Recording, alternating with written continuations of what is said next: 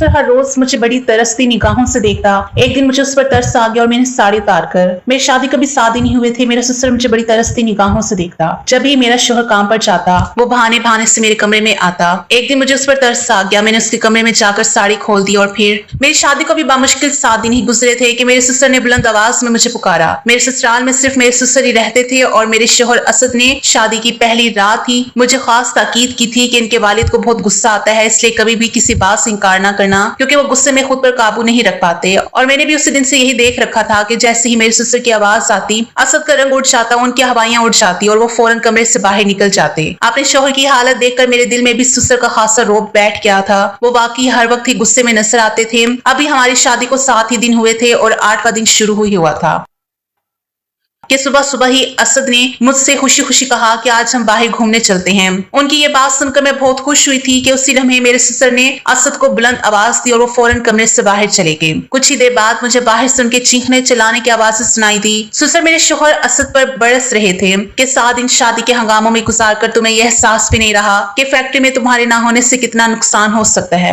और मजीद तुम आज भी छुट्टी करके कमरे में बंद हो। अभी फौरन फैक्ट्री पहुंचे और तमाम वर्कर्स के सर पर खड़े हो ताकि वो कोताही ना करें। मैंने तुम्हारी शादी इसलिए नहीं की थी कि तुम हर वक्त कमरे में कैद होकर बीवी के साथ बैठे रहो, और अपनी बीवी से भी कहो कि वो भी अब किचन की जिम्मेदारी संभाले, क्योंकि यहाँ कोई और औरत नहीं रहती जो इसके नाज नखरे उठाएगी। ये बात सुनकर मुझे बेहद गुस्सा आया, क्योंकि अभी तो हमारी शादी को 7 दिन ही हुए थे और इन 7 दिनों में भी ससुर को नाश्ता मैं ही बना कर देती थी,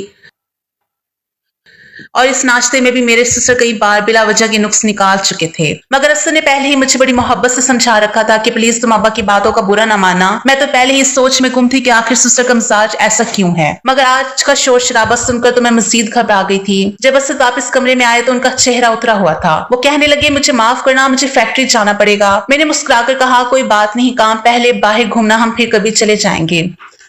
मैंने कोई एतराज नहीं किया और असद फौरन फैक्ट्री चले गए। मैं बेदिली से किचन में आई और बर्तन धोने लगी। शादी के तीसरे दिन ही मैंने खाना भी बनाया था और घर के सारे काम खुद किए थे, क्योंकि मेरे सिस्टर ने मुलाजमा को जवाब दे दिया था। कहते थे जब बहू घर में आ गई है तो सफाई भी वही करेगी। खैर, फिर मैंने पूरे घर की सफाई भी मुकम्मल कर ली और फिर थकी हारी जैसे ही अपने कमरे में आराम के लिए जाने लगी तो मेरे सिस्टर ने मुझे आवाज देकर बुलाया। वो अपने कमरे में बैठे हुए थे।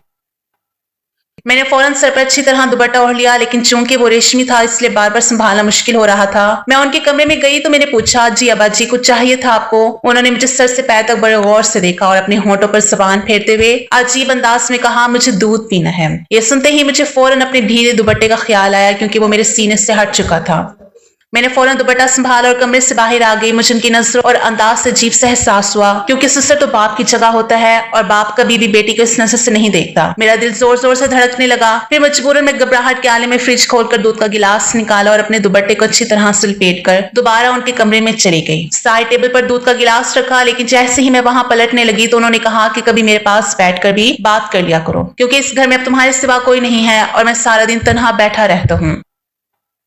इनके कमरे में बैठने के लिए कोई कुर्सी नहीं थी, इसलिए उनके रोकने पर मुझे बेड के किनारे पर बैठना पड़ा। फिर वो मुझसे इधर उधर की बातें करने लगे और फिर जैसे ही उन्होंने दूध का गिलास मुंह को लगाया तो फौरन पीछे हटा लिया और बोले, ये तो बिल्कुल ठंडा है, मैं तो सिर्फ गर्म दूध पीता हूँ। ये कहते हुए उनकी नजरें एक बार फिर मेरे चेहरे से मेरे वजूद पर गहराई से दौड़ने लगी, जिससे मेरे हाथों में नमी और चेहरे पर पसीना नमूदार होने लगा। उन्होंने कहा कि अभी जाओ और इस दूध को गर्म करके लाओ। मैंने जल्दी से गिलास उठाया और घबरा कर बाहर आ गई। हालांकि 2 दिन से वो असद से इंतहाई सख्त लहजे में बात कर रहे थे, लेकिन आज उनका अंदाज बिल्कुल नरम था, जैसे वो कोई और ही शख्सियत हो। मैंने दूध को पतीली में डालकर गर्म किया और दोबारा गिलास में भरकर ससुर के पास ले गई। जैसे ही मैंने गिलास उनके सामने बढ़ाया, उन्होंने दूध के साथ मेरा हाथ भी थाम लिया। मेरे जिस्म में एक करंट सा लगा। मैंने फौरन हाथ पीछे खींचे और तो उन्होंने छोड़ दिया। मैं कमरे से निकलने लगी तो कहने लगे, अरे कहाँ जा रही हो, बैठो ना मेरे पास, बातें किया करो। इस तहनाई ने तो अब मुझे और भी ज्यादा सताना शुरू कर दिया है। ये कहते हुए उन्होंने गहरी आह भरी और फिर कहने लगे कि तुमने शादी के अगले रोज जो ब्लैक रंग का फैंसी जोड़ा पहना था वो तुम पर बहुत खूबसूरत लग रहा था।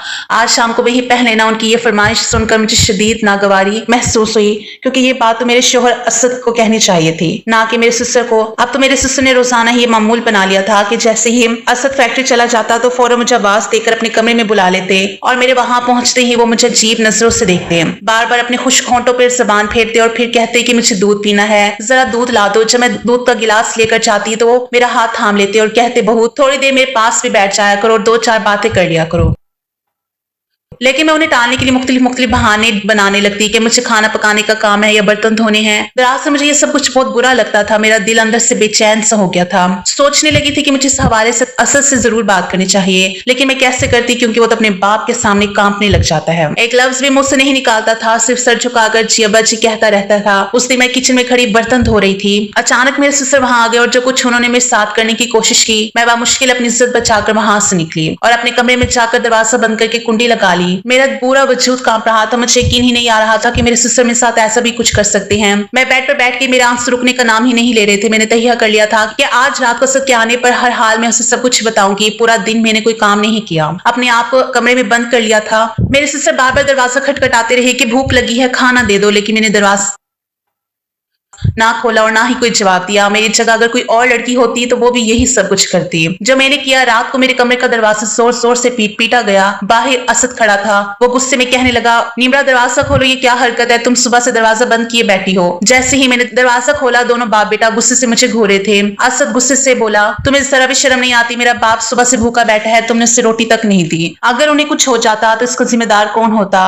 मैंने धीमे लहजे में कहा कि मैं इनकी जिम्मेदारी नहीं संभाल सकती, बेहतर है कि आप किसी और का बंदोबस्त का सोच लें। मैं ये बात सुनकर असद आग बगूला हो गया। पीछे से मेरे ससुर बोल उठे, देख रहे हो बेटा, अभी जुम्मा 8 दिन भी नहीं हुए और ये लड़की अपना असल रंग दिखाने भी लग गई है।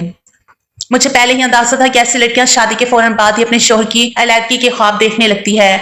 असद ने गुस्से से कहा, आज तुमने ये बात कही है, आइंदा अगर मुझ से निकाली तो हाथ में तलाकनामा थमाकर तुम्हें उसी वक्त रुखसत कर दूंगा।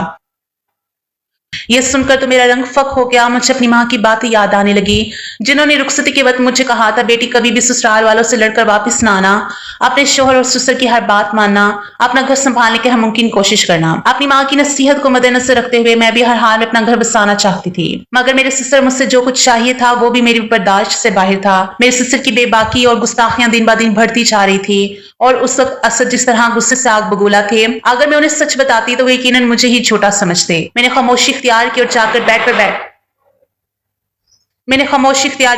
बेड पर बैठ गई। ससुर गुस्से में असद से कहने लगे, इसे आखिरी बार समझा दो, इसका दिमाग ठीक कर दो, वरना मैं खुद इसकी माँ से जाकर बात करूंगा और इसके बाप से कहूंगा कि अपनी बेटी को संभाले। कहकर वो गुस्से से चले गए। मैंने खड़ी नजर अपने ससुर पर डाली। असद मेरी तरफ गुस्से से देखते हुए बोले, आखिर तुम्हें मसला क्या है? कौन सा बोझ तुम्हारे सर पर है जो तुमसे संभालना नहीं जा रहा?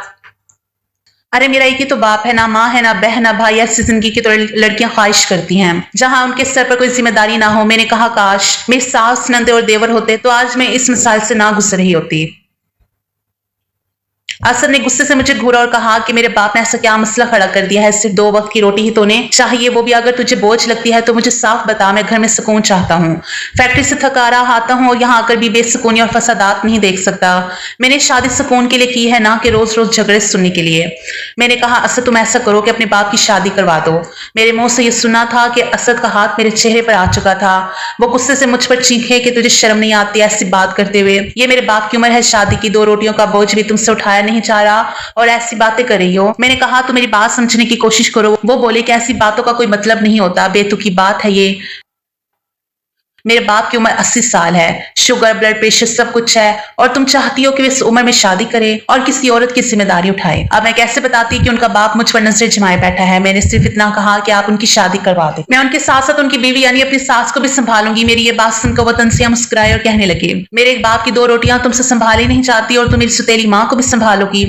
देखो, ये घर, कारोबार, फैक्ट्री सब कुछ अब्बा के नाम है। अगर वो दोबारा शादी कर ले और उनकी बीवी इस घर में आ गई तो वो सब कुछ अपने कब्जे में कर लेगी और हमें यहाँ से निकाल देगी। तुम खुद ही अब्बा के गुस्से से वाकिफ हो, जब उन्हें गुस्सा आता है तो किसी का लिहाज नहीं करते, इसलिए दोबारा उनकी शादी की बात मत करना। ये कहकर वो कमरे से बाहर निकल गए। अब मैं सोच में पड़ गई थी कि आखिर मैं क्या करूं। ससुर की हरकतें अब नाकाबिले बर्दाश्त होती जा रही थी, लेकिन मायके जाने का मतलब था कि मैं अपना घर बर्बाद कर बैठूंगी। हम लड़कियां भी कितनी मजबूर होती हैं अपने घर को बचाने के लिए। हमें कैसे कैसे हालात से गुजरना पड़ता है। अगर मैं तलाक ले लेती तो न सिर्फ मेरी जिंदगी खराब हो जाती, बल्कि मेरी छोटी बहनों के रिश्ते पर भी असर पड़ता। मैं टिपटी बहते आंसू दुपट्टे से साफ कर रही थी कि अचानक असद की आवाज आई, निम्रा जल्दी से बाहर आओ, अब्बा को ऑमलेट और पराठे बना कर दो, इन्हें बाजार का खाना हजम नहीं होता। मैंने बाहर आकर ऑमलेट और पराठे बनाए और कमरे में आ गई। मैंने उस रात खाना भी नहीं खाया, लेकिन असद ने एक बार भी मुझसे ये नहीं कहा कि तुम भी पूरे दिन की भूखी हो, खाना खा लो। मर्द कभी भी औरत की परवाह नहीं करता, बस उसे अपने कामों से मतलब होता है।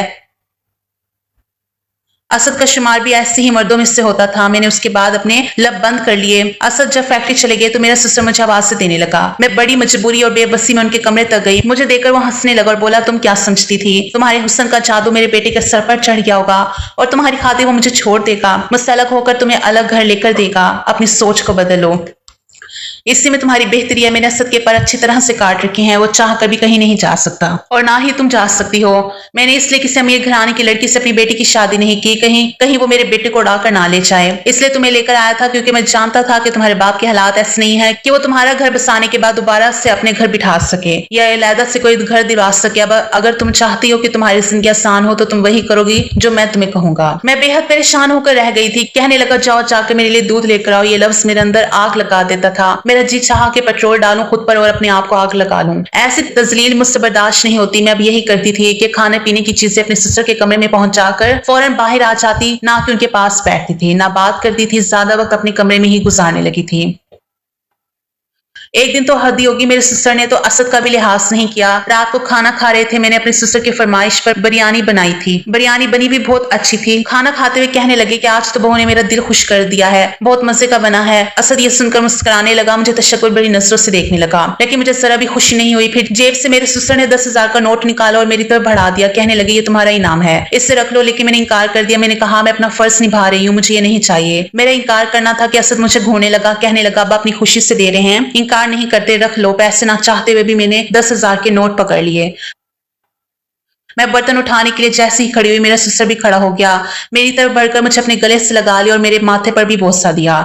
मैं तो यूं थी जैसे पत्थर का मुजस्मा बन गई। कहने लगी, मैं तुम्हारे बदले हुए रवैये पर बहुत खुश हूँ। ऐसे ही रोगी तो बहुत जल्द मेरे दिल में जगह बना लोगी। ये कहकर वो अपने कमरे में चले गए। मैं असद को देख रही थी जिसके चेहरे पर कोई भी तासुरात ना थे, लेकिन मुझे ये चीज बहुत बुरी लगी। मैंने कहा कि अब्बा का कौन सा तरीका है? मैं उनकी सगी बेटी नहीं, उनको चाहिए मुझसे फासले से बात क्या करें। उनको क्या हक बनता है मुझे अपने साथ लगाएं? अल्लाह ताला ने तो एक उम्र के बाद बाप और बेटी का भी फासला रखने के लिए कहा है, और माँ और बेटे का भी। मेरी इस बात पर असद भड़क उठे। कहने लगे, इतनी छोटी सोच की मालिक हो सकती हो? मेरा बाप तुम्हें अपनी बेटी समझता है? क्या हो गया है जो उन्होंने तुम्हें जरा सा हाथ लगा लिया, तुम्हारे सर पर प्यार कर लिया? अजीब लड़की हो तुम, बचाए इसके कि अब्बा के दिल में जगह बनाओ। तुम हर बात पर इतराज करती हो। वो धीमे लहजे में मुझ पर गुस्सा होकर बोल रहा था। कहने लगा, शुक्र करो अब्बा ने ये बातें नहीं सुन ली, वरना मजीद मुसीबत बढ़ जाती। वो कहने लगा, मैं तुम्हें आखिरी बार समझा रहा हूँ, निमरा अपना रवैया अब्बा से ठीक रखा करो। मैं रोने लगी। मैंने कहा, असद मेरी बर्दाश्त की हद खत्म हो चुकी है, ऐसा करो मुझे जहर ला कर दे दो या अपने अब्बा की शादी करवा दो। ये कहकर मैं कमरे में चली गई। कुछ देर बाद ही बाहर की डोर बेल बजी। फिर बाहर शोर की आवाज से आने लगी। मैं कमरे से बाहर आई तो मुझे पता चला कि मेरे एक देवर भी है जो लंदन में तालीम हासिल करने के लिए गया था और अब वो वापस आ चुका है अपनी बीवी के साथ। मेरे देवर ने वहीं शादी की और मेरा ससुर उससे नाराज था, इसलिए उसे घर आने की इजाजत ना दी। ना ही इस बात का इल्म मेरे घर वालों का था कि असद का कोई और भाई भी है। उन दोनों मियाँ बीवी को देखकर मैं हैरान थी। मेरे ससुर अभी भी गुस्से में खड़े थे। कहने लगे, अगर अपनी मर्जी से शादी की थी तो फिर इसे यहाँ वापस क्यों लाए हो? वहीं पर रहते हमेशा के लिए। वो अपने अब्बा से हाथ जोड़कर माफी मांगने लगा। फिर असद ने भी कहा कि अब्बा गुस्सा जाने दे, जो होना था वो हो चुका है। अली को गले लगा लें। बहरहाल अब मेरी देवरानी भी आ चुकी थी। काफी खूबसूरत सी दुबली पतली सी लड़की थी। मैंने भी शुक्र किया था कि मैं घर पर अकेली नहीं हूँ। काफी खुश मिजाज और बातूनी किस्म की लड़की थी, मेरे साथ घुल मिल गई थी। अली भी असद के साथ फैक्ट्री में जाने लगा था। मेरे सिस्टर की तवज्जो मुझसे हटकर मेरी देवरानी की जानिब हो गई थी। एक रात खाने के दौरान कहने लगा, मेरे सारे काम छोटी बहू करेगी। वो भी खुशी खुशी तैयार होगी। कहने लगी, ठीक है अब्बा, आपको जो भी चाहिए हो आप मुझसे मांगा करें। अली भी ये सुनकर मुस्कुराने लगा। लेकिन कुछ ही दिन गुजरे थे कि एक दिन मेरी देवरानी जब सिस्टर के कमरे से निकली तो बड़ी परेशान दिखाई दे रही थी। बार बार अपने चेहरे से पसीना साफ कर रही थी। मैं उसकी हालत देखकर समझ गई थी कि वो किस कर्ब से गुजरी है। वो चुपचाप किचन में आकर बर्तन धोने लगी। मैंने नरमी से पूछा, क्या हुआ? तो वो बोली, अब्बा की आदतें बहुत अजीब लगती हैं। उनकी नजरें और अंदाज ऐसे होते हैं कि मेरे कानों की लू तक शर्म से सुर्ख हो जाती है। वो बार बार करीब आने की कोशिश करते हैं, कभी हाथ पकड़ते हैं, कभी गले लगाने की कोशिश करते हैं। मुझे ये सब बहुत बुरा लगता है। मैं अली से बात करूंगी, क्योंकि शादी से पहले वो कहते थे कि उनके अब्बा तो बहुत नेक और शरीफ हैं, लेकिन अब मैं सब कुछ खुद महसूस कर रही हूँ। मैंने कहा, ये दोनों भाई कभी भी अपने बाप की बात को नहीं छुटलाते। मैं भी यही सब कुछ झेल चुकी हूँ, लेकिन असद ने मेरी कभी नहीं सुनी। सोनिया ने कहा कि मैं अली से साफ कहूंगी, अगर अब्बा का यही रवैया रहा तो वो मुझे अलग घर लेकर दे। लेकिन उसके बाद वही फसाद उठ खड़ा हुआ जो मेरे और असद के दरमियान कई बार हो चुका था। अली गुस्से में आ गया और कहने लगा कि इतने साल तुम्हारे साथ बैरून मुल्क गुजारे हैं, आप चंद दिन मेरे बाप के साथ गुजारने को कहा है तो तुमने नया ड्रामा खड़ा कर दिया। वही बहस हुई, वही ताने। सोनिया ने रो रो कर तलाक मांगना शुरू कर दी। असद जब कमरे में आया खामोश और परेशान था। मैंने कहा अब यही कहोगे कि मैं गलत थी? अब सोनिया को भी वही शिकायत है। क्या ये साबित नहीं करता कि अब्बा की नीयत और रवैया वाकई ठीक नहीं? मैं तुमसे सच कह रही हूँ, उन्हें बीवी की जरूरत है, चाहे उनकी उम्र 80 साल ही क्यों ना हो। तुम्हें तो अपनी वालदा के इंतकाल के कुछ अरसे बाद ही उनकी दूसरी शादी करवा देनी चाहिए थी ताकि वो हमें हकीकी बेटियां समझती। मेरी बात शायद इस बार असद के दिल को लगी। उसने पहली बार अब्बा से दूसरी शादी की बात की तो वो गुस्से में आ गए और बोले कि इस उम्र में शादी करूंगा, तुम्हारा दिमाग खराब हो गया है। लेकिन असद ने नरमी से कहा कि एक बेवा खतून है, अगर आप उसे सहारा दे देंगे तो इसमें कोई हर्ज नहीं। वो औरत भी 55 साल की और भाइयों के सहारे बड़ी मुश्किल जिंदगी गुजारी है। शुरू में अब्बा ने नखरे किए लेकिन चंद दिन बाद खुद ही मान गए और बोले कि ठीक है मैं उससे निकाह कर लेता हूँ। चंद ही दिनों में निकाह हो गया और उसके बाद घर का माहौल काफी बेहतर हो चुका था। असद अब खुद मुझसे कहता था कि तुमने जो कहा वो दुरुस्त था। अब्बा को वाकई एक बीवी की जरूरत थी। मेरी नई सास मेरे ससुर का बहुत ख्याल रखती थी। उनकी तवज्जो और देखभाल की वजह से मेरे ससुर की नजरें भी हम पर वैसे नहीं होती थी जैसे पहले बे बाकी से उठती थी। हमारे माशरे में एक आम मसला है, जब बाप की उम्र ज्यादा हो जाती है तो औलाद उनकी शादी का नाम सुनना भी गवारा नहीं करती और फिर ऐसे में जो नई बहू घर आती है तो उस बेचारी को उनकी तकलीफ हालात से गुजरना पड़ता है जैसे मुझे और सोनिया को गुजरना पड़ा। नाजरीन, मजीद इस तरह की सबक आमूज कहानियां सुनने और वाकया सुनने के लिए हमारे वीडियो को लाइक करें, शेयर करें, चैनल को सब्सक्राइब करना मत भूलिएगा। शुक्रिया। अल्लाह हाफिज।